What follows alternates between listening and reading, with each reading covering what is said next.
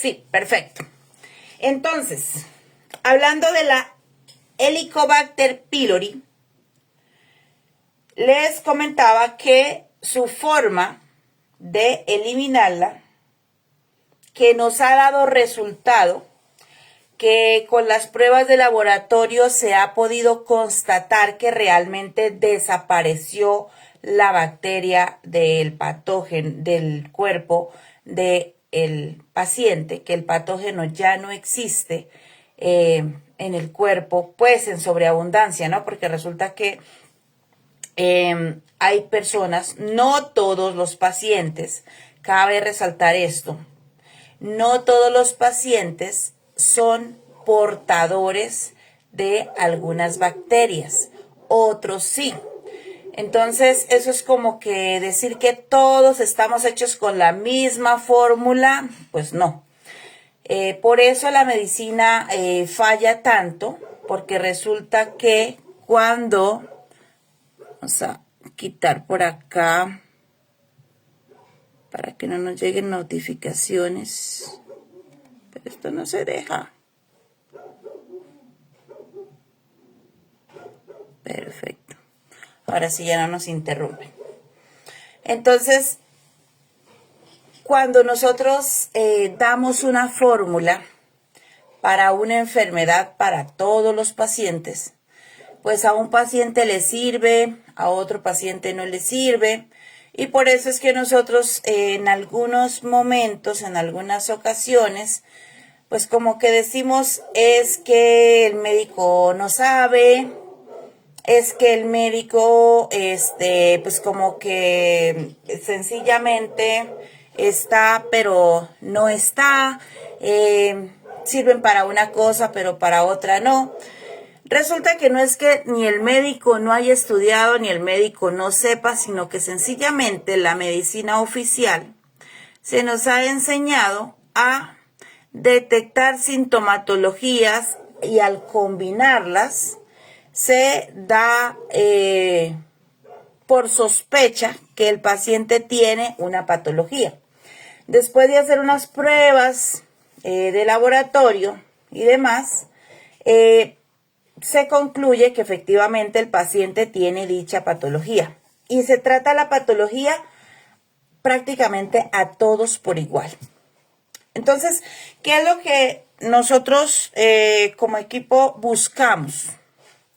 Pues que el biomagnetismo médico varíe un poquito en eso, que el biomagnetismo médico no se vuelva un tipo de medicina más en donde simplemente tratamos al paciente de manera generalizada. Es más, ni siquiera vemos al paciente, sino que vemos la enfermedad.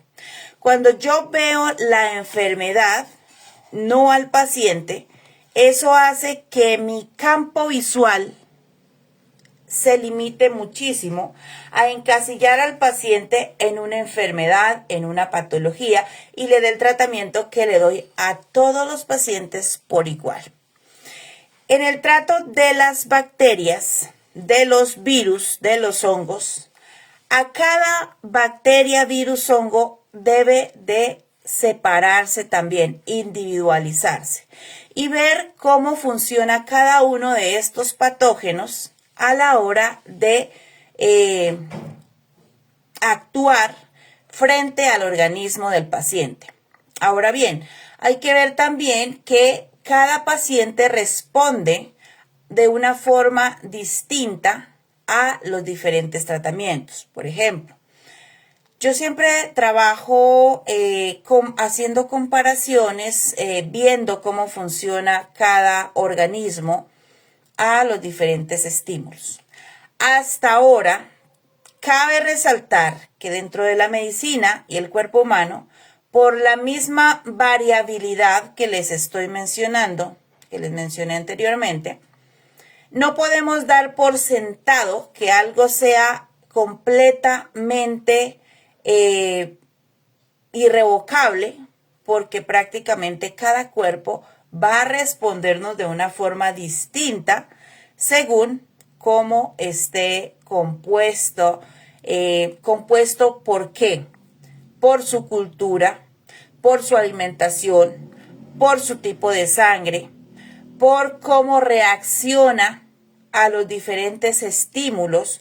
El manejo de sus emociones es importantísimo que lo tengamos en cuenta. Entonces, esta red que hemos diseñado ha funcionado hasta el momento al 100% con todos los pacientes que hemos tratado. Sin embargo, cabe resaltar que al ser diferentes los cuerpos y todo lo anterior que le he mencionado, puede pasar que en un paciente no funcione al 100%. Pero si ustedes trabajan el tratamiento médico junto con el tratamiento de biomagnetismo, ténganlo por seguro que va a dar resultado. ¿Por qué les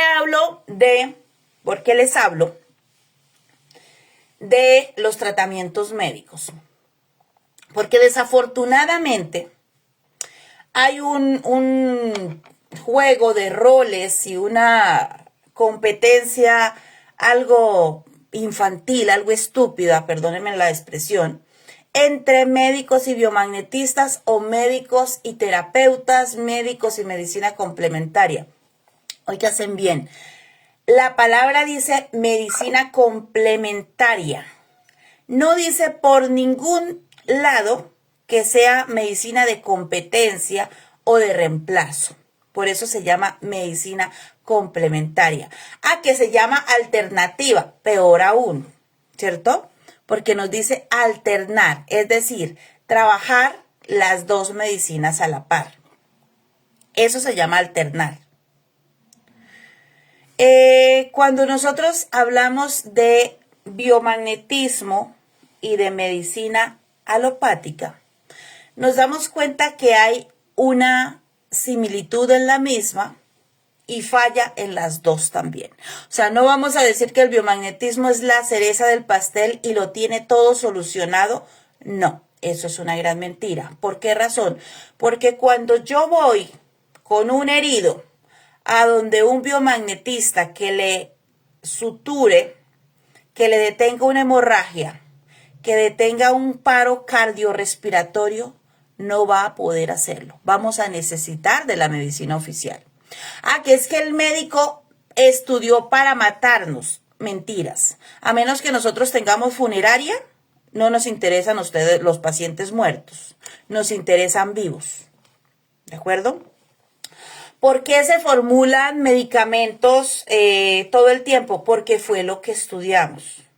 Porque usted no puede ir a pedirle a un mecánico que le arregle su carro en la parte eléctrica, porque puede que tenga nociones, mas no es eléctrico ni estudió mecánica automotriz. Si usted quiere que le arregle la electricidad de su auto, debe de ir a donde un mecánico donde un mecánico eléctrico de autos, ¿cierto? Que haya estudiado electricidad automotriz. El mecánico te va a arreglar la parte mecánica y el eléctrico la parte eléctrica. Ok, entonces dejemos por un momento, nosotros criticamos, y lo digo porque esta semana usted no se imagina la cantidad de personas que me han escrito diciendo que los médicos son la peor porquería que existe, y resulta que yo soy médica, ¿sí? Que supuestamente le formularon a su mamita, a su papito para matarlos. Ok, yo les pregunto una cosa, ¿el médico tiene la culpa de que durante 40 o 50 años ustedes hayan descuidado su salud y ahora vengan a pretender que con un mes de tratamiento el médico les solucione todo el desorden que han tenido durante toda su bendita vida? No, ¿verdad? Que eso es ilógico. Es como cuando nosotras, las mujeres, nos la pasamos, y no estoy justificando a los hombres, pero es como cuando nosotras las mujeres nos pasamos dando cantaleta toda la bendita vida. No le agradecemos nada al marido, le decimos que es la peor porquería que existe, que no nos sirve, que no sé qué, y cuando se va con otra culpamos a la que se lo llevó. No, hombre.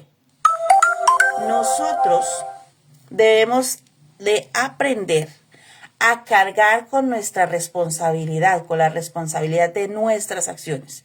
Si hoy en día usted tiene una enfermedad de base, una enfermedad que durante toda su vida no se cuidó y ahorita la tiene, lo más obvio es que usted diga, ok, conforme yo llegué a esta patología, es el mismo camino que tengo que recorrer para eliminar esa patología.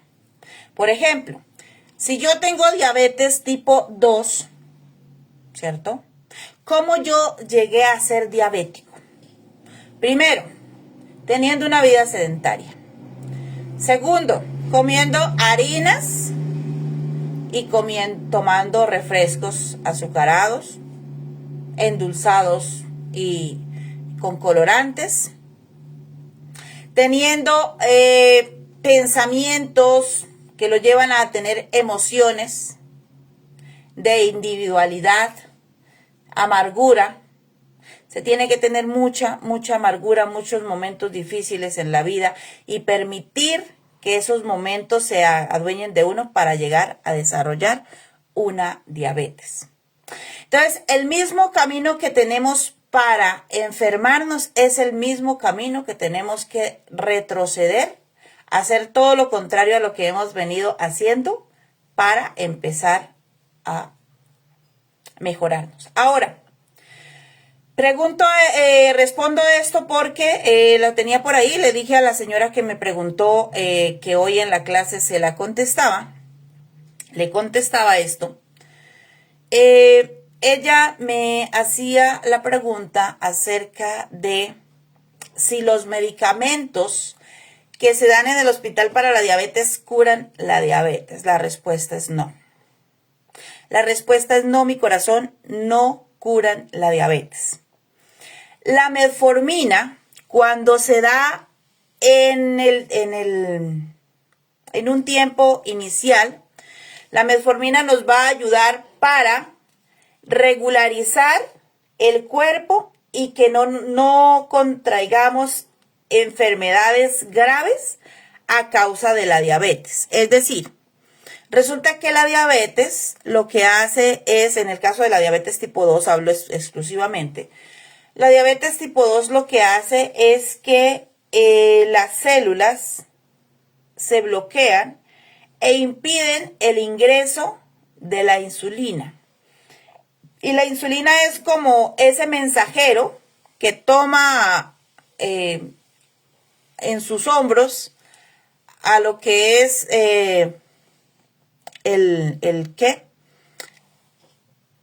lo que el cuerpo necesita. Perdón, déjame contesto acá.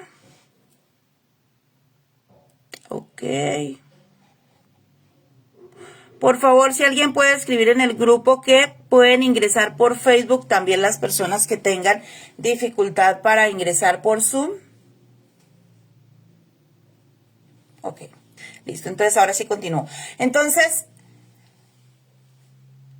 hay una resistencia no a la glucosa, sino a la insulina. Y la insulina es el encargado de tomar a la glucosa en sus hombros y ingresarla a cada una de las células.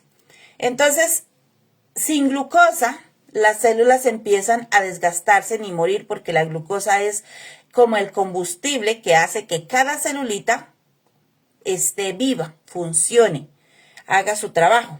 Entonces, al quedarse sin combustible, las celulitas se van envejeciendo, se van muriendo paso a paso. Entonces, todo este proceso que nosotros tenemos, lo que hace la metformina es prácticamente que el cuerpo elimine por el tiempo que hace efecto la insulina ese bloqueo, ¿sí? Entonces, la metformina está aquí, ella entra al cuerpo, permite que la insulina entre con la glucosa a la célula y entonces de esa manera lo que evita es que pues las amputaciones, evita que los órganos internos se queden sin glucosa y se estén muriendo. Entonces la metformina lo que hace es mantenernos vivos prácticamente. Pero de ahí a que se elimine la resistencia con el tiempo, eso no va a ocurrir. Le contesto porque ella me dice, es que yo llevo 2 años tomando metformina y no se me quita la diabetes. Amor, eso no te va a quitar la diabetes. Va a evitar que se te complique la diabetes. Va a evitar que te mueras joven por diabetes. La metformina va a mantener tu cuerpo más o menos estable, pero si tú quieres eliminar la diabetes tipo 2, la única solución que hay es 1.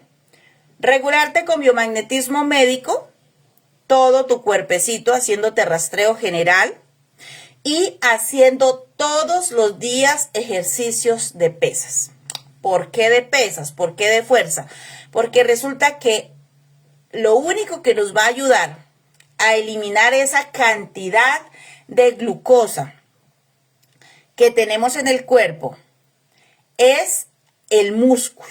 El músculo va a necesitar todo eso y va a descontaminarte tu cuerpo prácticamente con el crecimiento que va teniendo. ¿Se puede eliminar la diabetes tipo 2 completamente? Sí se puede cuando el paciente pone de su parte. Pero si yo como biomagnetista o como médico le digo al paciente, mi señora, mi señor, mira, debes de hacer pesas todos los días, debes de seguirte tomando la metformina y debes de seguirte colocando tus imanes, haciendo tu rastreo y tus protocolos de imanes para eliminar la diabetes. No iba a tocar la diabetes, pero pues es que tengo bastantes casos de diabetes en el grupo. Me han preguntado muchísimo. Por eso toco el tema de la diabetes. Pero el paciente llega a la casa pensando que yo como médico lo que tengo es huevo, porque eso dicen muchos pacientes. No sé dónde estoy parado, pero llegan y luego se complican, le da una cetoacidosis, le da una crisis, pueden llegar hasta entrar en un coma diabético y entonces el culpable es el médico. Se tomó la metformina para que siga más o menos vivo, para que siga funcionando su cuerpo. No, no se la tomaron porque la comadre le dijo que era dañino o porque el biomagnetista irresponsable le dijo que la metformina lo iba a matar. Fue a todas las sesiones de biomagnetismo como él le dijo, no, porque ya se sintió bien y entonces ya pues como que no era necesario. Era mejor ir a echarse sus cervecitas que ir a pagar la terapia. 2. ¿Va a hacer deporte? No, porque eso no es necesario, se cansa mucho. Esa es la idea, que te canses para que tengas un gasto calórico. ¿Sí? Si usted se la quiere pasar echado en la casa y que se le elimine la diabetes tipo 2, eso no va a pasar. La diabetes va a subir cada vez más, aunque te tomes la metformina. Entonces tú dices, la metformina no sirve para nada. No, la metformina es la que prácticamente te mantiene vivo, pero necesitas hacer deporte, necesitas hacer pesas efectivamente o sentadillas, ¿cierto? Para que vaya bajando. Todo lo que sea ejercicio de fuerza. No te estoy diciendo que te vayas a levantar pesas enormes. Puedes iniciar con pesitas de 1 kilogramo, luego va subiendo a 1,5, luego a 2, hasta que el músculo vaya creciendo. Y es su cuerpo mismo el que le va a ir mostrando cómo trabajar, qué tanto peso requiere. Por otra parte, eliminan las harinas. ¿Eliminan las harinas? No. Son amantísimos del pan y pretenden alentarse en un mes de tratamiento con metformina. Aman los refrescos, el azúcar. Dicen, no, yo no como azúcar sola, pero como bizcochuelos, como tamales, como una cantidad de cosas que tienen harina. Las tortillas para los mexicanos, yo sé que son ricas, a mí también me encantan, pero las tortillas son un veneno para la diabetes, ¿sí? Comas en los burritos, comas en todo lo que ustedes, los taquitos, pero sáquenle la tortilla, comas en lo que viene por dentro. Las carnitas, las verduritas, todo eso les va a hacer bien, pero la tortilla no. Ok, que el trigo es el malo y el maíz es el bueno. Por mucho tiempo también creí la misma mentira. Y al ver pruebas de laboratorio y en pacientes, se dan cuenta que el maíz es, digamos que tiene más proteínas, más vitaminas que el trigo, pero viene siendo igual o peor de dañino. ¿Sí? Porque resulta que hay alimentos que los endulzan con jarabe de maíz. ¿Por qué creen que los endulzan con jarabe de maíz? Porque tiene bastante dulce. Tiene bastante. Ese almidoncito se convierte en glucosa. Nuestro cuerpo lo convierte en glucosa. Hay bacterias que intervienen en la mala función de nuestro cuerpo que nos puede generar diabetes, sí, pero ese es otro cuento que lo tratamos más adelante. Normalmente hay bacterias que intervienen en, por ejemplo, cuando yo tengo una emoción por mucho tiempo, esa emoción me genera un bloqueo. ¿Bloqueo en qué? Disculpen que la batería del computador se está acabando y hay que conectarlo. Ok, vamos a conectar este equipo para que no se nos apague. Ya está. Muy bien. Entonces, hay bacterias y parásitos que son los causantes de que el cuerpo no funcione bien. Hace poquito, haciendo experimentos, descubrí con mis pacientes que hay un parásito que ataca al páncreas y hace que el paciente no produzca insulina, y eso nos da la diabetes tipo 1. Y puede ser transgeneracional. Entonces, la diabetes puede ser producida por patógenos, sí. Lo que nos decía el doctor Goiz tenía toda la razón al decir que la mayoría de las enfermedades era un patógeno que se había alojado. Al alojarse en ciertos campos, en ciertas partes del cuerpo, ese patógeno empieza, bien sea a producir muchas toxinas, y esas toxinas se intoxican al organismo del paciente, y en otras ocasiones lo que ocurre es que ese bicho, llámese parásito, virus, cada uno funciona de una manera distinta, pero todos hacen daño cuando hay una sobrepoblación, ¿no? Entonces, la sobrepoblación de bichos o el ingreso de patógenos invasores que no son propios de nuestro cuerpo, está presente en nuestro cuerpo, cambian el funcionamiento bioquímico de algunas células. Y ese funcionamiento bioquímico que cambian en las células hacen que lógicamente nuestro cuerpo funcione de manera equivocada. Y esa manera equivocada como el cuerpo funciona se llama a la larga enfermedad. Entonces, puede que yo como médico le dé medicamentos al paciente, pero los medicamentos no son necesariamente lo que yo les decía con la metformina, para eliminar, sino para mantener vivo al paciente, para evitar que la enfermedad se complique, ¿sí? Mira, por ejemplo, hablando, por favor, ciérrenme micrófonos. Hay alguien que tiene un micrófono abierto y interfiere en la clase. Revisen, por favor, todos que sus micrófonos estén cerrados. Ok. La metformina, tomando, por ejemplo, la metformina, ¿sí? La metformina no nos va a quitar la diabetes, repito.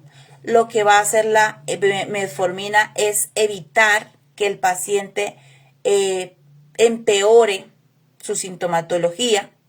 Pero entonces vamos a poner un ejemplo. Vamos a tomar la diabetes y la metformina como ejemplo. Con eso vamos entendiendo un poquito.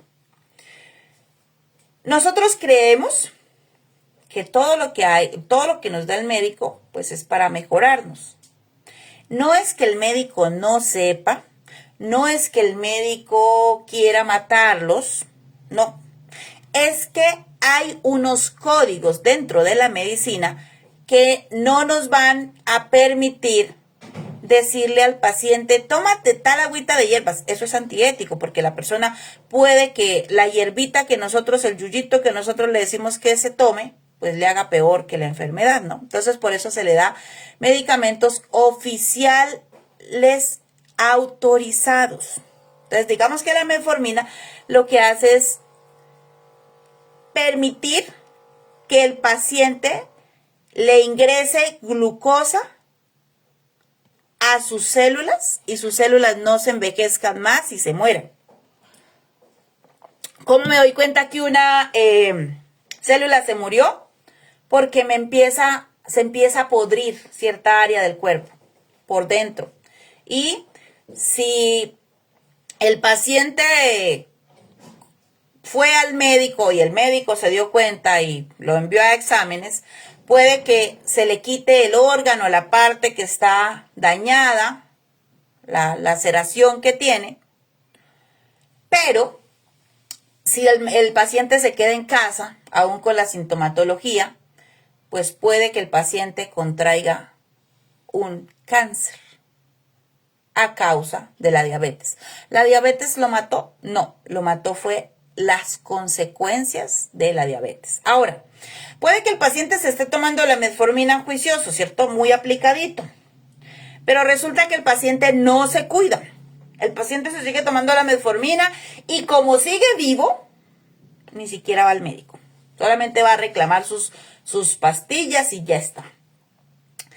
El paciente, conforme va pasando el tiempo, la metformina le permite gastar una cierta cantidad de glucosa para el tiempo que hace efecto la metformina, que normalmente son 8 a 12 horas.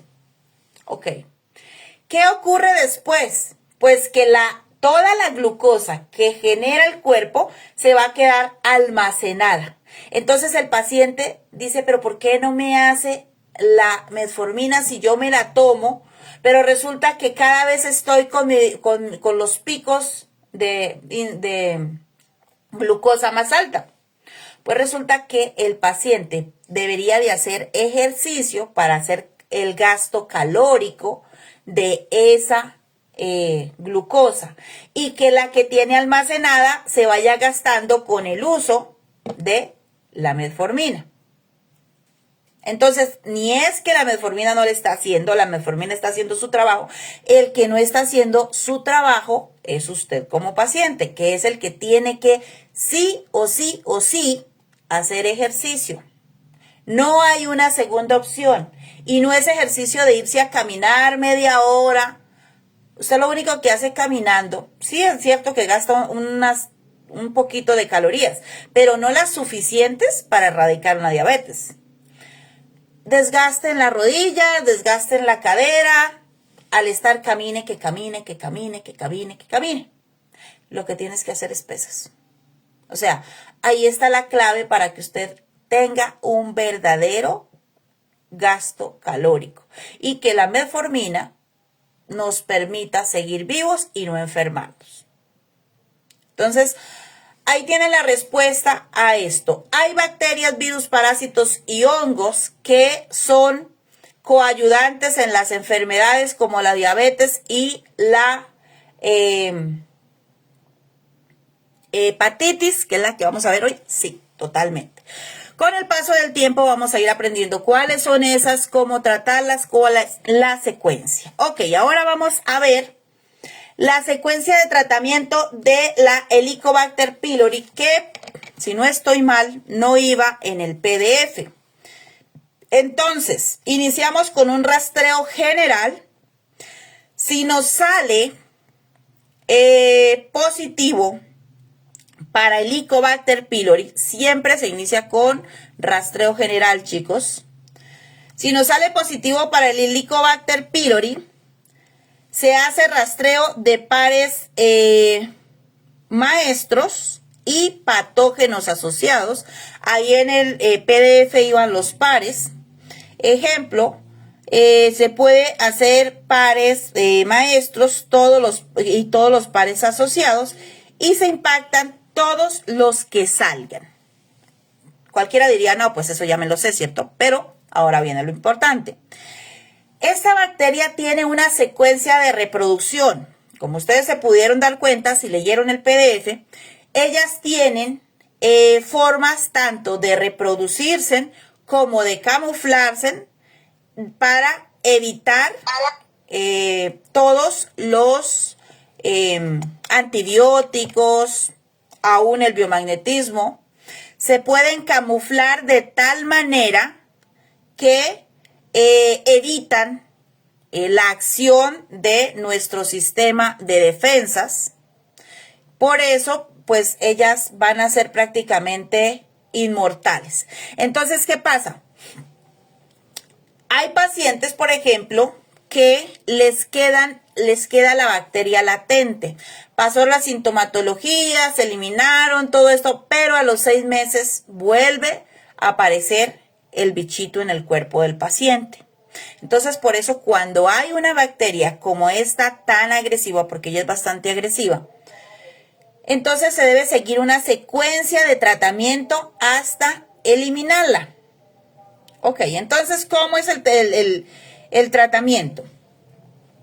24 horas después de haberle puesto el primer tratamiento, o sea, los imanes completos en pares maestros y todos los asociados que tengan, entonces vamos a 24 horas después, hay que tener en cuenta pares maestros activos, latentes, cepas bacterianas, más se tratan reservorios comunes y tratarlos. Entonces, ¿cómo va este rastreo? Primer rastreo, ¿no? Miramos si está la bacteria. Si está la bacteria, trabajamos toda la red completa, sus pares maestros y los asociados a la misma. Después de eso tratamos, después verificamos, 24 horas después, la misma secuencia, pares maestros activos, pares maestros latentes. ¿Qué es un latente? Es un par que está ahí, pero no tiene la bacteria.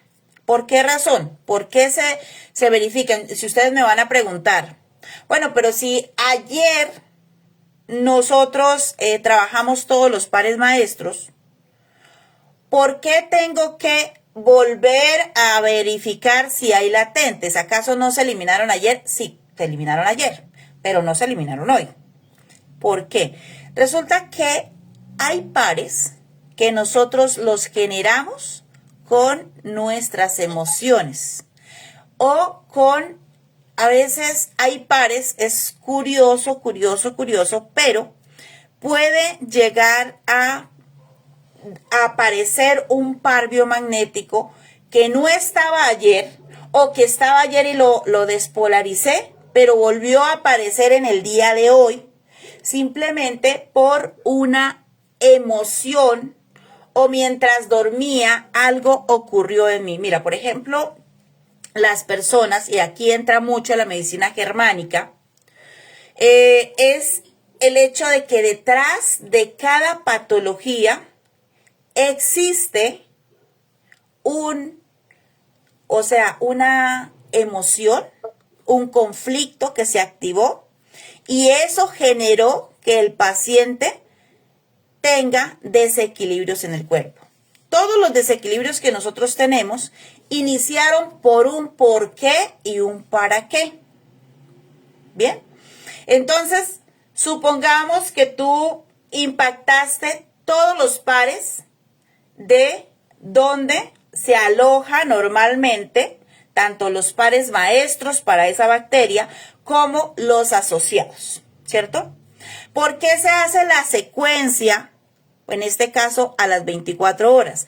Porque descubrimos que los pacientes que son portadores de esta bacteria que les está haciendo daño, normalmente tienen algún tipo de conflicto que hace que vuelva y se activen esos pares entre las 12 y las 24 horas, ¿sí?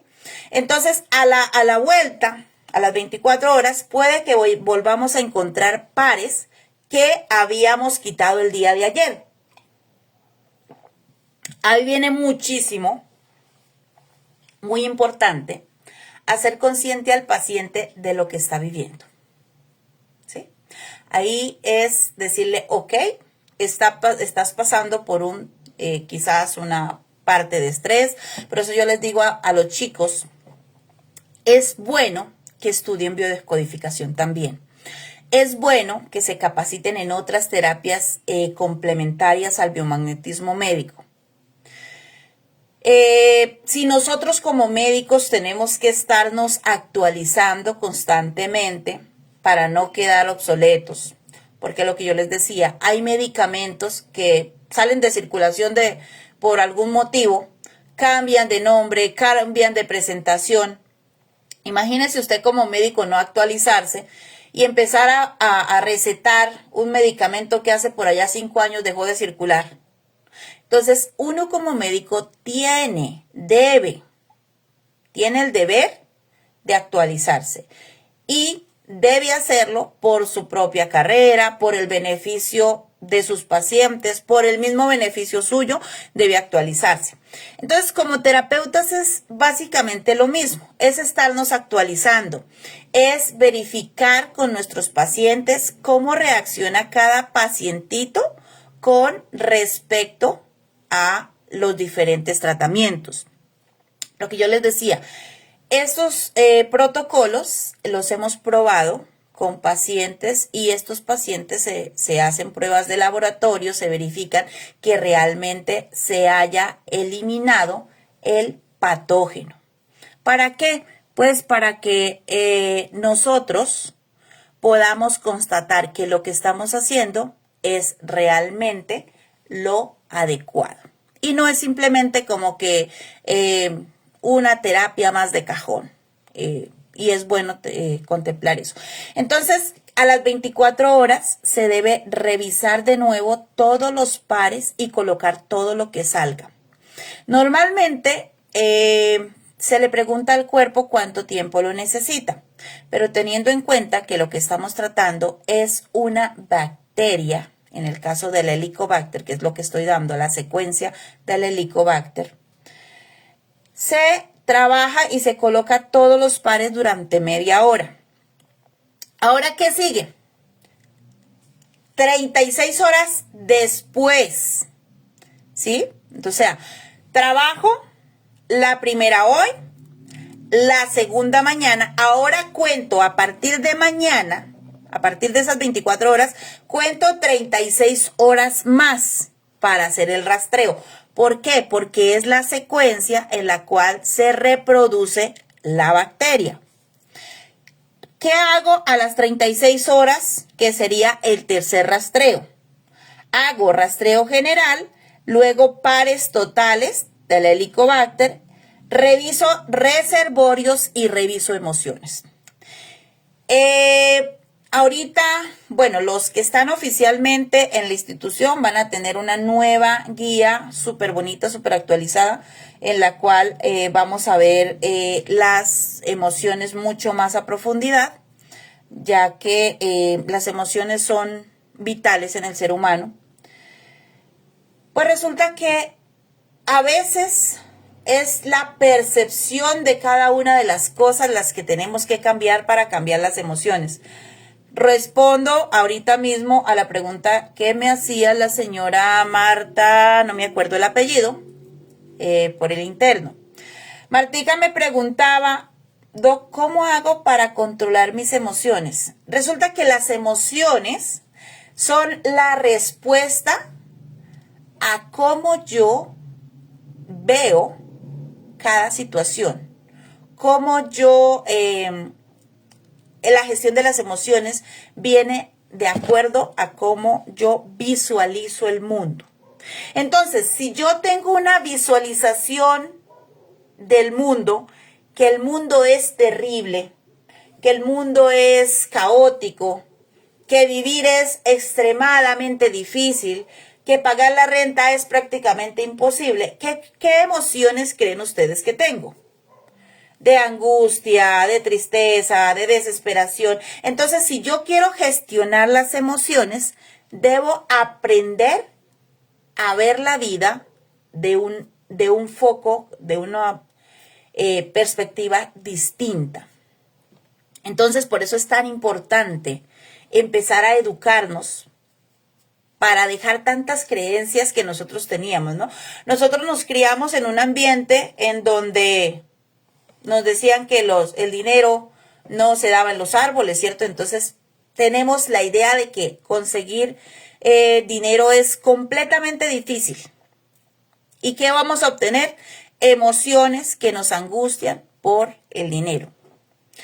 Nos dijeron, por ejemplo, que asociarnos era para que nos traicionaran. Y tenemos esa expectativa. Nos han dicho a muchas mujeres que los hombres todos son iguales. ¿Y qué conseguimos? Hombres completamente parecidos al anterior, hasta físicamente a veces. Es la réplica. ¿Por qué? Porque esa es la visión que nosotros tenemos. Entonces, ¿quieres gestionar tus emociones? ¿Quieres controlar tus emociones? Aprenda a controlar tus pensamientos.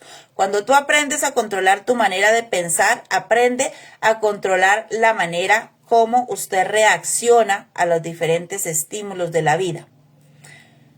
Hay dos opciones, o reacciona estresándose o reacciona haciendo. En vez de preocuparse, se ocupa. Entonces, de esa manera vamos a estar mucho más estables.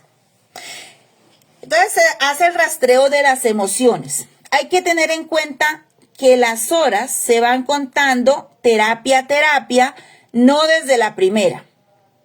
Ok, entonces en la tercera terapia, que es a las 36 horas después de la segunda, se hace el rastreo general, luego pares totales de Helicobacter pylori, reservorios completos, más emociones.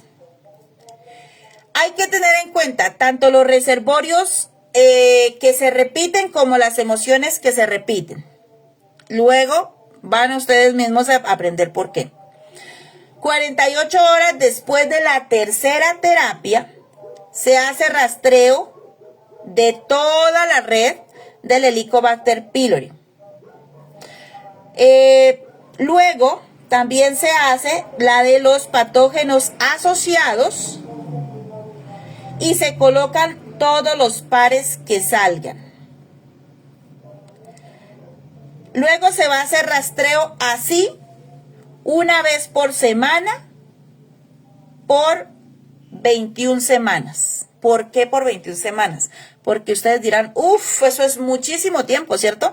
Pero la cuestión es que este patógeno deja muchísimas cepas bacterianas. Vamos a hablarlos de una forma un poco más criolla para que entiendan. Las cepas bacterianas son como huevos que ellos dejan. Ellos hacen un biofilm, como una capita. Vamos a poner un ejemplo. ¿Qué es un biofilm? Es como, no sé si ustedes han visto en los desagües donde cae agua constante, se forma como un tipo de alga, como una pielecita, a veces de color verde, a veces de color café. Bueno, eso también sucede dentro de nuestro organismo. Las bacterias, para protegerse, hace ese tipo como de pielecita, y dentro de esa pielecita dejan guardados, vamos a llamarlos huevecillos, que no son huevecillos, pero para que entendamos un poco mejor, ahí quedan los huevecitos guardados. A ellos no les hace ni el antibiótico, ni les hace los pares biomagnéticos, ni les hace absolutamente nada. Ellos están ahí protegidos para cuando haya la oportunidad de que el cuerpo se desequilibre, entonces ellos nacen de nuevo, eclosionan y volvemos a tener el patógeno. Y es por eso que nosotros a veces hacemos un rastreo y bien, se supone que eliminamos, hicimos un tratamiento, porque tengo compañeros biomagnetistas de mucha experiencia, de muchísima experiencia, de años, aún más que yo en el biomagnetismo médico, pues la diferencia que pues soy médica, ¿no? Pero ellos llevan muchísimos años de experiencia y me dicen, Doc, fíjate que yo eliminé, se supone que eliminé esta bacteria que se estaba pues comiendo al paciente, porque hay bacterias que sí hacen eso, hay otras que simplemente generan toxinas y pues hacen una invasión impresionante en el cuerpo del paciente. Y vuelve y me le aparece a los 6 meses. ¿Por qué? O me le apareció a los 3 meses de nuevo. ¿Por qué? Entonces, la respuesta es que si no hacemos el tratamiento completo conforme funciona realmente, disculpen el ruido, porque está pasando un carro con avisos, con cosas de esas y hace bastante ruido. Entonces, pues resulta que vuelve y hacen aparición la bacteria. A veces la bacteria simplemente nacen o sea, se desarrollan sus cepas bacterianas, pero al no haber una invasión fuerte, no causan mucho daño. Entonces el paciente ni siquiera sabe que tiene esa bacteria. Con el tiempo, cuando el paciente tiene una emoción fuerte, una emoción que le desequilibra su cuerpo, en ese desequilibrio la bacteria se superdesarrolla. Y no es que se vuelva una bacteria gigante, sino que tiene muchos hijitos, muchas réplicas. Y entonces la toxicidad de esa bacteria empieza así de nuevo a generar sintomatologías en el paciente. Y por ese motivo, pues los pacientitos vuelven a recaer en la misma patología. Entonces, 21 días, 21 semanas, cada semana se le hace un rastreo verificando todos los puntos, haciendo rastreo general, se le hace rastreo para verificar todas sus emociones y verificar qué emoción es la que generalmente desequilibra al sistema digestivo. Y luego se debe tener una vez al mes control durante 7 meses. Después de las 21 semanas ya se relaja un poquito y solamente se le hace rastreo una vez al mes. ¿Y qué crees? Se puede controlar. Pero entonces en ese tiempo que el paciente está recibiendo terapia, no es solamente la terapia, chicos. ¿Por qué? Porque resulta que en ese tiempo usted como terapeuta debe estar trabajando las emociones y la forma como su paciente gestiona sus emociones. O sea, es que la cuestión no es ponerle imanes por ponerle. No es que yo le puse los imanes a mi paciente y me largué a mirar la Rosa de Guadalupe. No. En ese tiempo, yo reviso las emociones de mi paciente también. Verifico cuáles son esas emociones que me salen de forma repetida y investigo qué es lo que está pasando en la vida de mi paciente. No para ir a contárselo al marido, a la mujer, al vecino, sino para hacer un esquema de cómo yo puedo ayudarle a mi paciente a gestionar sus emociones. A que si vive con un esposo o una esposa tóxica, miremos cuáles son las alternativas que tiene. Ir a terapia de biomagnetismo no se debe convertir solamente en poner imanes y ya. Nosotros trabajamos también, si somos realmente terapeutas, trabajamos la parte psicoemocional de nuestro pacientito. Y por eso, si usted es biomagnetista, la siguiente terapia que yo les sugiero, estudien, es biodescodificación. Porque con ella vamos a aprender muchísimo. Si ustedes pueden estudiar medicina germánica oficial, fantástico. Voy a dictar el próximo año, también voy a hacerlo de manera gratuita, medicina germánica. para las personas que quieran hacerlo también. Entonces están cordialmente invitados desde ya. ¿De acuerdo? Bien, chicos, entonces esa era la red. Como ustedes se pueden dar cuenta, había por ahí también algunas personas hablando que supuestamente se estaba, como le explicase yo, como robando la información del compañero de redes magnéticas. Como ustedes se dan cuenta, esto es completamente diferente a lo que él hizo. Esto proviene de una investigación médica. Lleva casi más de 11 años ya este año, ¿sí? Entonces, no es lo mismo. No tratamos de estarle quitando el trabajo a nadie, lo contrario. No es que lo que él haya hecho esté mal, al contrario, eso nos dio más hincapié, porque cuando nosotros iniciamos, pues ya al tiempo apareció esto, pero pues nosotros no lo habíamos sacado hasta que no se comprobara y pues estuviera patentado, ¿no? Entonces es algo completamente distinto. Agradezco a las personas que son cuidadosas, agradezco a las personas que, digamos, que se cuidan entre sí. Eso es muy bonito y los felicito.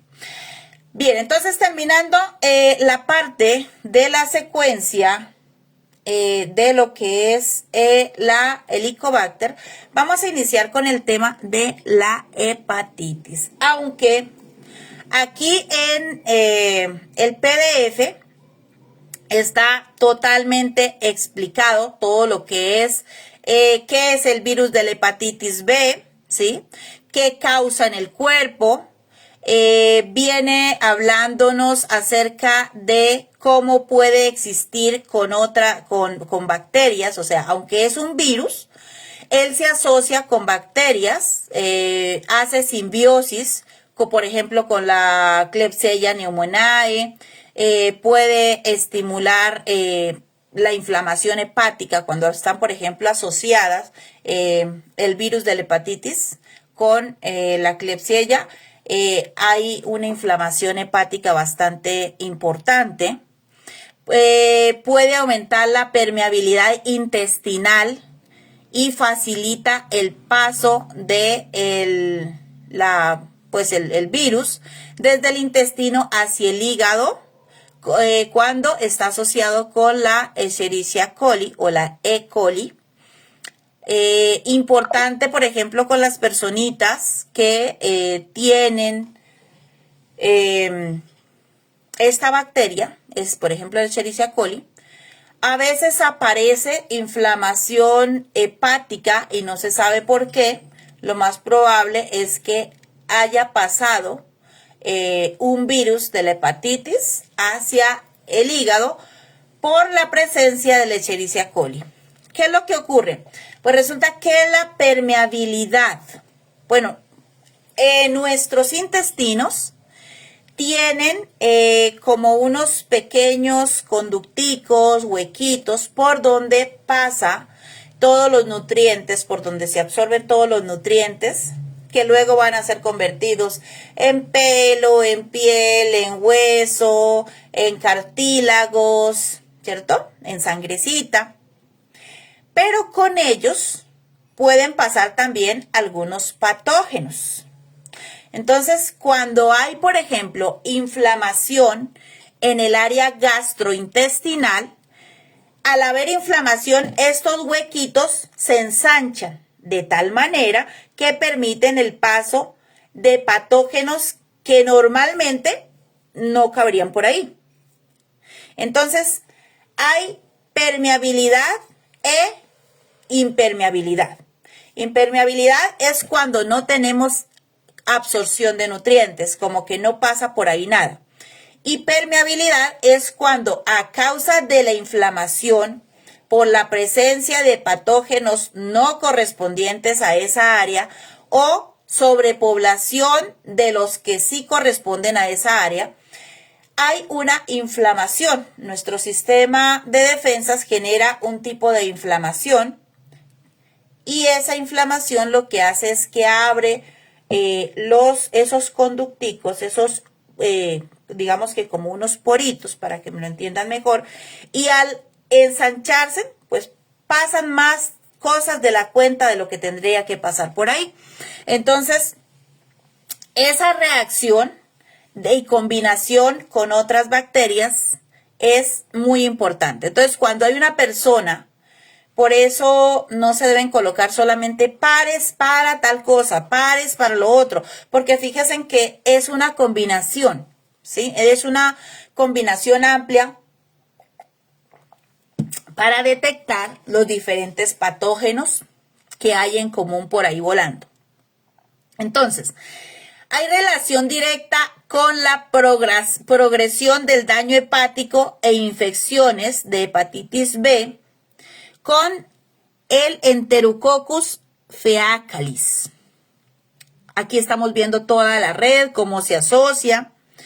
Su sobrecrecimiento puede desencadenar inflamación hepática crónica, participar en la sinergia inmunológica con virus que generan prácticamente daño en toda la fibra hepática.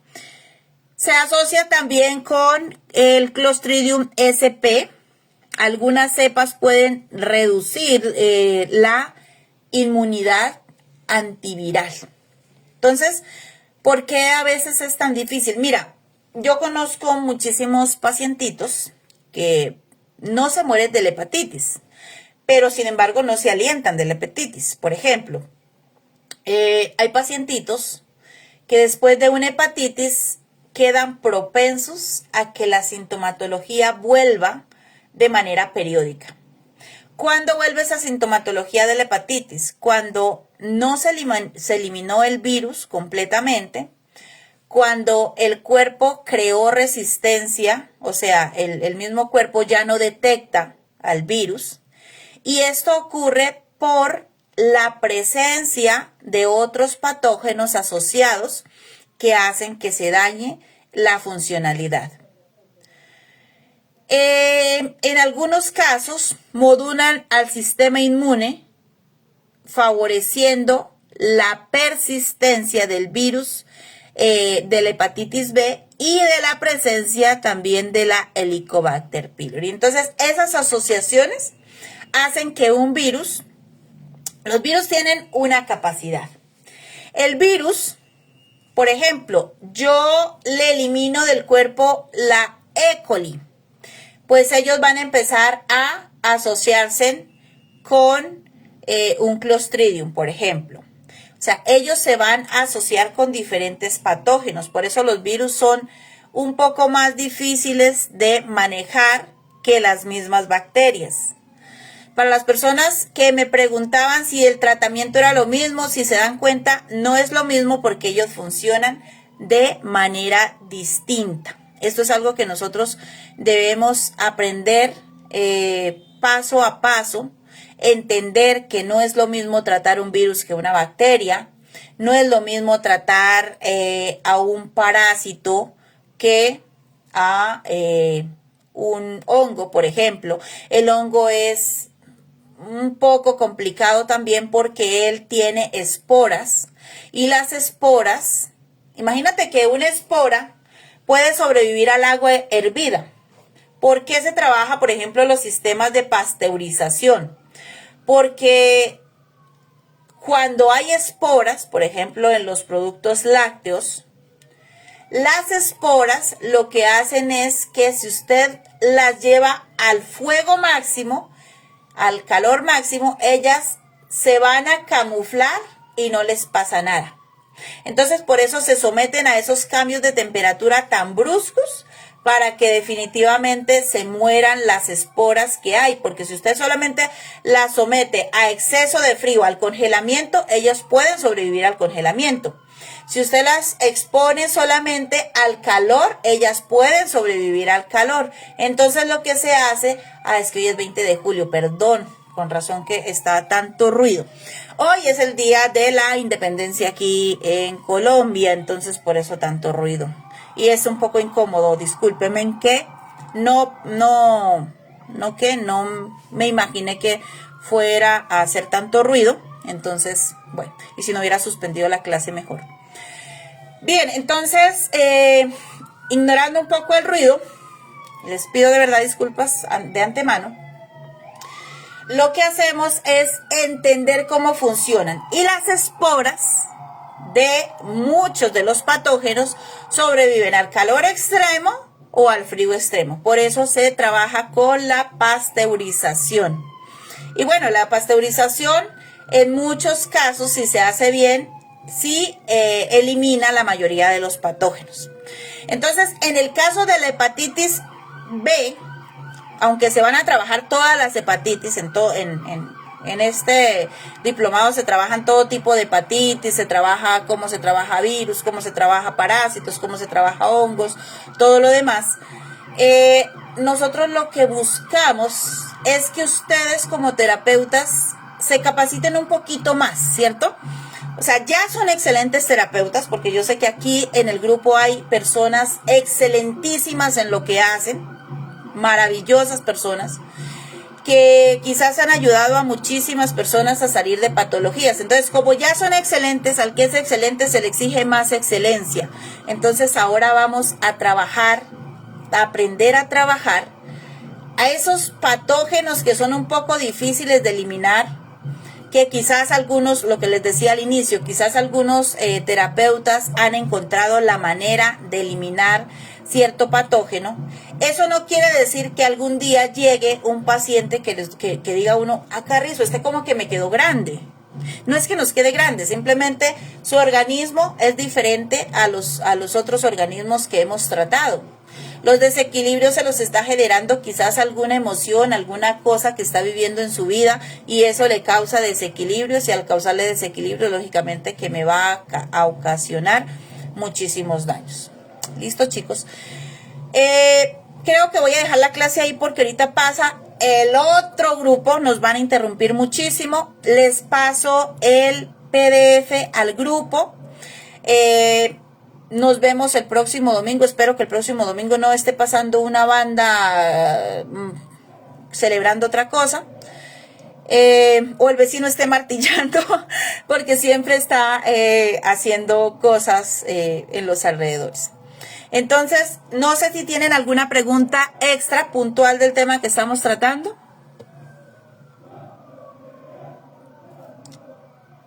¿Preguntas?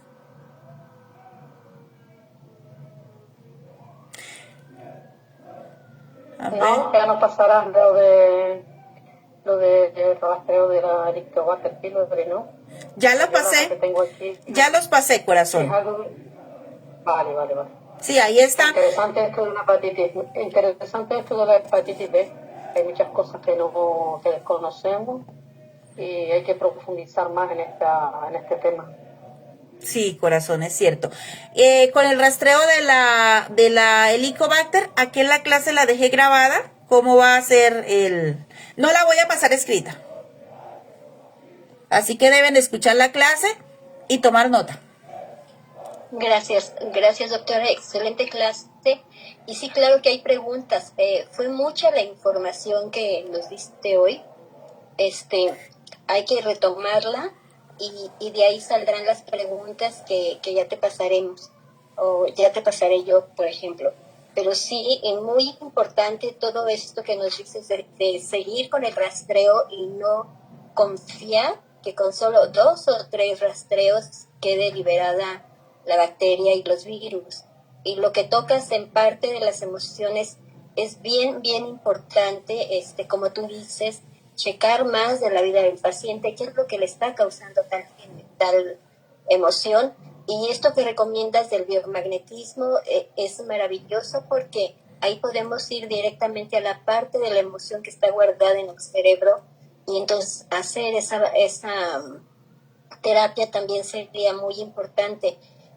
¿Tú darás más adelante esto de biodescodificación? Sí, de hecho di una hace poquito. Yo calculo, voy a verificar cómo está la agenda, si algo de pronto después las personas, después de que termine este diplomado.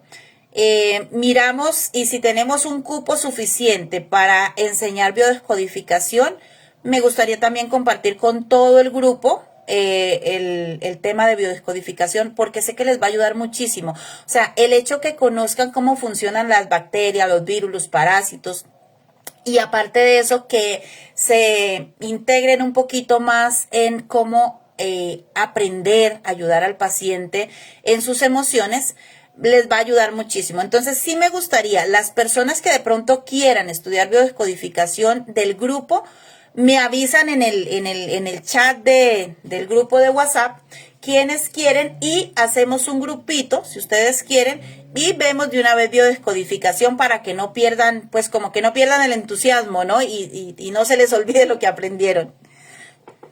Y eso sería muy importante. Y una pregunta que sí me resalta, doctora, es en cuestión de los virus.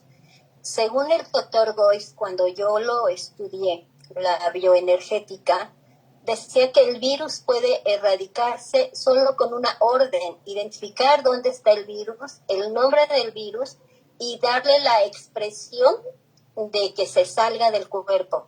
¿Cómo lo visualizas tú? ¿Cómo lo tratas tú en este aspecto de bioenergética? Bueno, hablando como médico y como bioenergética, ¿cierto? Yo he tratado muchísimos pacientes que trató el mismo doctor Goiz. No quiero desmeritar para nada su apreciación, ¿cierto? Lo que yo le digo, todos los pacientes son distintos. Puede que yo con una orden le diga al cuerpo del paciente que elimine el virus y puede que funcione. Yo lo he hecho y sí ha funcionado. Pero ¿qué es lo que ocurre? El paciente es un ser humano cambiante. Así como yo le di la orden al virus para que se vaya del cuerpo del paciente y efectivamente el cuerpo del paciente, el virus no se va a ir, ¿cierto? Pero el paciente sí va a eliminar. ¿Qué es lo que ocurre? Vamos a hablar un poquito desde la parte científica para que entendamos, porque cuando hablamos un poco así como de dar órdenes y esto suena como medio raro. Hay personas que tienen quizás una formación médica y como que les parezca un poquito extraño, medio raro e increíble esto. Pero vamos a hablar un poco de la mente humana y para entender qué era lo que el doctor Goiz nos decía y si es verdad o no es verdad. Y es verdad, sí, en parte, pero no al 100% con todos los pacientes.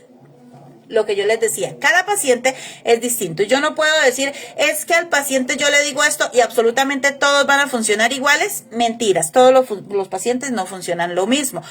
Si fuese así, que todos los pacientes reaccionan lo mismo, no se nos murieran los pacientes en el quirófano, ¿cierto? Porque, o sea, yo como médico no meto a un paciente al quirófano para matarlo. Lo que yo les decía, a menos que tenga una funeraria y me dé bien el negocito. Nosotros metemos al paciente al quirófano, ¿para qué? Para salvarle la vida, para quitarle ese tumor, esa enfermedad que está sufriendo y que no le está dejando llevar una bonita calidad de vida. Pero hay pacientes que reaccionan mal a los diferentes estímulos que se tiene dentro de la cirugía. Puede ser que su mente, en el momento que nosotros lo internamos, tenía miedo. Por eso es tan importante que el paciente pase por psicología antes de cualquier intervención. Por eso es importante que el cirujano y su equipo le dé la confianza suficiente, porque muchos pacientes mueren en cirugía porque su mente les juega una mala pasada. Porque el que está dormido es el cuerpo, pero su mente sigue funcionando, ¿sí? Y puede entrar en una crisis de pánico y eso hace que el paciente genere cambios en su cuerpo que no estaban previstos. En el mundo de las terapias es exactamente lo mismo. Habrá pacientes a los que yo les doy la orden de eliminarlo. ¿Y qué pasa? El cuerpo del paciente es tan inteligente que busca el patógeno relacionado con el nombre que el terapeuta le está dando y lo puede eliminar. Pero es el cuerpo del paciente el que elimina el patógeno. El patógeno no va a decir, ay, sí, señor, claro, doctor, ya me salgo del cuerpo. Olvídate, eso no sucede, ¿sí? Lo que hace es que yo le doy una orden al cerebro de mi paciente para que el cerebro de mi paciente le dé órdenes al cuerpo de mi paciente ¿de qué? De nivelarse. De nivelar su desequilibrios que tienen en donde se aloja este patógeno. Yo también, por ejemplo, en redes magnéticas, yo también trabajo eso. Pero ¿qué lo trabajo? Con códigos genéticos, porque es que nuestro cerebro funciona mejor con códigos que con palabras. Si yo le digo, por ejemplo, al cuerpo, a mi cerebro, si mi cerebro no sabe qué es una Escherichia coli, o qué es un virus de la hepatitis B, el cerebro lo que hace es, ok, donde hay un virus, algo que se parezca a un virus, entonces lo que hago es hacer entrar en alerta al sistema inmunológico para que el sistema inmunológico elimine al patógeno que está ahí y que tiene cara de virus, ¿sí? Pero no va a ser el virus el que se va a salir, es el cuerpo del paciente el que elimina todo lo que se le parezca a virus. Yo, por ejemplo, le puedo decir, señora María, en este momento te doy la orden de nivelar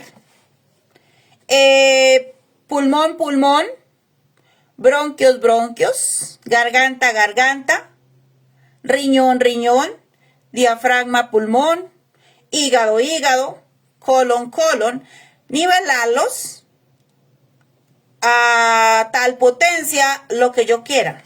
Y la señora María va a nivelar todo eso. Por eso funciona el biomagnetismo a distancia. Y por eso cuando yo puedo, este es un dato extra que les doy, cuando yo puedo darle el rastreo a mi paciente, le digo, bueno, te salieron estos y estos pares. Y le pido que los lea. El paciente inconscientemente está nivelando esos desequilibrios entre pulmón, pulmón, entre bronquios, bronquios, y va a funcionar mejor. Eso está bien, o sea, eso funciona, y eso funciona de la misma manera que la terapia a distancia. Cuando yo le digo al paciente, elimine o le ordeno que elimine el virus de la hepatitis B, él va a nivelar todos los puntos en donde él encuentre que está la hepatitis B. Pero si la hepatitis B se camufló y el sistema inmunológico no lo encuentra, ¿cree usted, o sea, siendo coherente, cree usted que el cuerpo puede eliminar algo que no encuentra? Porque démonos cuenta que las bacterias se camuflan. Sí, pues no, doctora, esta explicación que das en relación a esto de los virus y la orden es bien importante y me hace ver otro panorama, porque tienes mucha razón, el cerebro es el que registra información y así es como funciona también cuando tomas una antena, otro cuerpo, para rastrear a X paciente. Entonces es exactamente lo mismo y esto cambia mi visión completamente de lo que yo entendía por eliminar los virus con bioenergética. Muchísimas gracias. Hay que profundizar en ese estudio. Claro que sí. Estoy muy de acuerdo con lo que nos dices. Y exactamente, si ustedes se dan cuenta, el doctor Goiz tenía razón. Solo que el doctor Goiz a veces, pues no era mucho el tiempo que tampoco les daban o daban, ¿no? Entonces, simplemente se explica cómo funciona, cómo eliminarlos, más no se explica la teoría de por qué funciona. Y a veces nosotros como terapeutas necesitamos saber la bendita teoría para saber si es cierto. O sea, a mí, por ejemplo, como médico, yo creo que yo fui de las alumnas más difíciles porque yo preguntaba el porqué del porqué del porqué del porqué y para qué. Entonces, lógicamente que a veces es bueno ser preguntón. Es bueno preguntar y preguntar el porqué del porqué del porqué, porque usted tiene seguridad de que algo funciona, porque a mí me dicen simplemente esto funciona y por qué, porque sí, yo digo, eso es simplemente autosugestión, Pero cuando a mí me lo comprueban, con pruebas de laboratorio, que realmente un virus salió del cuerpo de un paciente dándole una orden, yo no digo, ah, qué bueno, sino, wow, qué buen cerebro tiene ese paciente. Pero vamos a encontrar pacientes que son escépticos. Vamos a encontrar pacientes que usted le dice, salga virus, no sé qué, si sé cuándo, y dice, y el cuerpo del paciente dice, ok, ya le voy a hacer caso. Entonces, vamos a encontrar pacientes escépticos que no nos hacen caso a eso. Y a esos pacientes que toca hacerle la red completa, porque cuando nosotros somos médicos o somos terapeutas, debemos capacitarnos para trabajar con cualquier tipo de paciente. A mí me han llegado al consultorio pacientes que dicen, yo no creo en eso, pero vine por tener contenta a mi mamá o a mi papá, y salen sanos y dicen, ah, bueno, ahora sí le creo. Por ejemplo, pacientes diabéticos que en su vida iban a creer que podían eliminar la diabetes. Y salen completamente sanos, no con una terapia, lógicamente, ¿no? Pero con una ya se empiezan a sentir bien. Ya empieza a bajar sus índices de glucosa en sangre. Empiezan a tener más energía. Empiezan a venir a las terapias con más regularidad. Y cuando van a hacerse en pruebas de laboratorio y el médico dice, no sé qué le hiciste, pero ya no eres diabético, le hacen la curva de la insulina y ya tiene la insulina. Porque es que el problema de la diabetes es que se sube, o sea, el cuerpo sigue generando, produciendo insulina, ¿cierto? Pero como hay resistencia a la misma, entonces ni entra la célula la insulina, ni entra tampoco la glucosa. Entonces vamos a tener insulina alta y glucosa alta. Y la insulina es la insulina causa irritación en las células y es la responsable de que generemos fenómenos tumorales en muchos casos. No digo que sean en todos, pero es una de las sustancias irritativas que causan fenómenos tumorales, es la insulina. No quiere decir que entonces si te dieron insulina no te la vayas a colocar porque causa, no. Si a ti tu médico te dio insulina, colócatela porque de lo contrario te vas a morir, te vas a quedar sin ¿qué? Sin insulina y te vas a morir. Sino cuando hay diabetes tipo 2, solamente aplica para la diabetes tipo 2, no aplica para la diabetes tipo 1. Escuchen esto clarito, no vayan a decir que la doctora les dijo que la insulina causaba no sé qué. No, es solamente en la diabetes tipo 2. Los diabéticos tipo 1 sí o sí deben colocarse en su insulina hasta que prácticamente la diabetes desaparezca con las terapias, hasta que su médico le diga, ok, tú ya no eres diabético, no sé qué le hiciste, pero no eres diabético. ¿De acuerdo? De lo contrario no, porque si usted no se coloca la insulina, te vas a quedar sin energía en tus células y te vas a empezar a morir por pedazos, es donde vienen las amputaciones y todo lo demás. Entonces, no suspendan sus medicamentos hasta que comprueben con pruebas de laboratorio que la enfermedad desapareció o que el patógeno desapareció. Entonces, en el caso de la diabetes tipo 2 exclusivamente, hablamos de que hay insulina alta y glucosa alta. Entonces, por eso cuando uno va a verificar si realmente desapareció la diabetes, lo que se hace es hacer las pruebas de glucosa y hacer la prueba de la curva de insulina para ver si realmente desapareció y los índices están por debajo de ese estándar. Cuando aparece que ya no necesita ningún medicamento, que ya la curva está normal, que todo está normal, entonces ahí se puede decir que un paciente ya no es diabético. Pues gracias a Dios hemos trabajado con muchísimas personas que han sido muy buenos pacientes y han eliminado la diabetes por completo. Entonces, yo digo que la mayoría, o sea, nosotros hacemos el trabajo, pero el trabajo más fuerte lo hacen los pacientitos que son aplicados y siguen las recomendaciones al pie de la letra. Listo, chicos. Yo sé Oye, que... doctora, ¿te puedo hacer otra pregunta? Claro, corazón. En relación a el ejemplo que nos pones de la señora María, ¿qué tan conveniente es decirle a los pacientes cuando se hace el rastreo primero y decirle, mira, encontré esto y esto y esto, ¿no? Porque yo he visto que se preocupan de más si se les dice y entonces toman otra actitud. ¿Qué tan conveniente es comentar con ellos todo lo que encontramos en el primer rastreo para que sigan adelante o se preocupan mucho, se espantan y sale peor la cosa. ¿Tú qué opinas en esto? Totalmente de acuerdo y en desacuerdo. Todo depende cómo se lo diga. Como terapeutas, a menos que seamos, mire, y ni siquiera un médico general. Vamos a hablar un poquito de los dictámenes médicos porque eso es muy delicado. Tú como terapeutas no puedes decirle al paciente, es que usted tiene un cáncer de pulmón, es que usted tiene una bacteria que se lo está comiendo. No, porque eso es, o sea, todo depende del tacto con el que usted se lo diga. No es tampoco que vaya a decir, ay, señora María, tienes un cáncer, pero no te preocupes. No, eso tampoco es tacto. Todo depende del profesionalismo con el que usted aborde a tu paciente al inicio. Ejemplo, el pacientito llega a tu consulta. El paciente no sabe de biomagnetismo mucho, ¿cierto? Pero usted es la que sabe. Entonces le dice, mira, el biomagnetismo no mata bacterias, no mata virus, no mata parásitos. Lo que va a hacer, o sea, tú le explicas desde el inicio qué es lo que hace el biomagnetismo.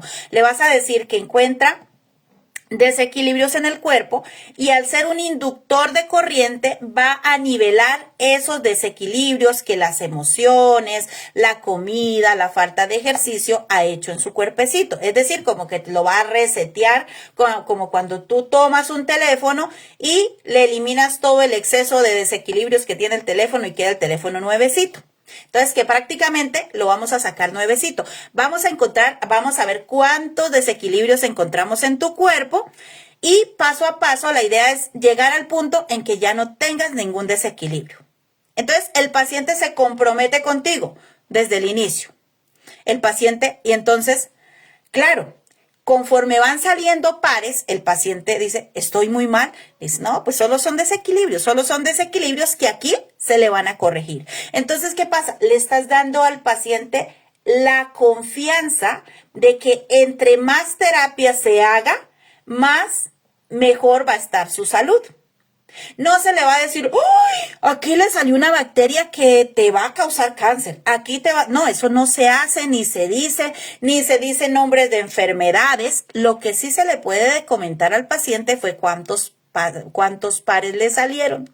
Le dice, mira, tenía desequilibrado el pulmón, pero ya se lo equilibré. Tenía desequilibrado el par bronquios, pero ya se lo equilibré con los imanes. ¿Cómo se siente? De 1 a 10, ¿cómo puede respirar? Muévete, te duele. La idea es que el paciente vea que realmente tiene cambios con el biomagnetismo, que realmente los tiene, ¿sí?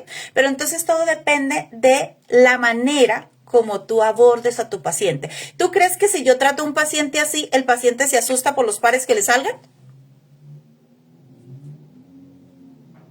No, definitivamente no, doctora. El tacto, como tú dices, y entonces cambiar la palabra enfermedad por desequilibrios, me parece excelente.